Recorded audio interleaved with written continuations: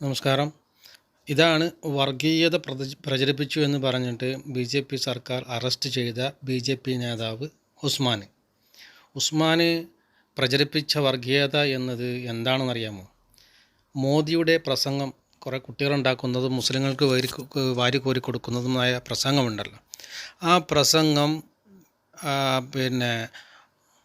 പ്രാദേശിക ചാനലുകാരോട് വിശദീകരിച്ചുകൊണ്ട് കൊടുത്തൊരു അഭിമുഖത്തിൽ ഞാൻ എങ്ങനെയാണ് മുസ്ലിം സമൂഹത്തിൻ്റെ മുന്നിൽ പോയി ഇനി വോട്ട് ചോദിക്കുക എന്ന് പറഞ്ഞിട്ട് ഒരു അഭിമുഖം ഉണ്ടായിരുന്നു. ആ അഭിമുഖം കൊടുത്തതിൻ്റെ പേരിലാണ് ഈ ബി.ജെ.പി. നേതാവായ ഉസ്മാനെ അവിടുത്തെ സർക്കാർ പോലീസ് അറസ്റ്റ് ചെയ്തത്. രാജസ്ഥാൻ്റെ യുവമോർച്ച നേതാവാണ്. ABVP കൂടെ രാഷ്ട്രീയ പ്രവേശനം നടത്തിയ ബി.ജെ.പിയിലെത്തിയ ആളാണ്. അല്ലാതെ പെട്ടെന്ന് അബ്ദുള്ളക്കുട്ടിയെ പോലെ അല്ലെങ്കിൽ സലാമിനെ പോലെ അല്ല. ഈ ഗതി തന്നെയാണ് നാളെ സലാമിനും അബ്ദുള്ളക്കുട്ടിക്കും എല്ലാ മുസ്ലിങ്ങൾക്കും വരിക. മോദിയെ വിമർശിച്ചാൽ മോദി പറഞ്ഞത് കളവാണ് അല്ലെങ്കിൽ അത് തെറ്റായ കാര്യമാണ് എന്ന് നിങ്ങൾ ആരെങ്കിലും പറഞ്ഞാൽ നിങ്ങൾക്കും നാളെ ഈ ഗതി തന്നെയാണ്.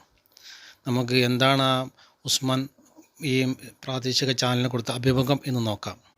As a being Muslim party को छोड़ दूं तो मुझे अच्छा नहीं लगा उनका स्टेटमेंट। और ये खाली नरेंद्र मोदी अकेले की पार्टी नहीं है, भारतीय जनता पार्टी हमारे से सैकड़ों मुसलमान जुड़े हुए हैं।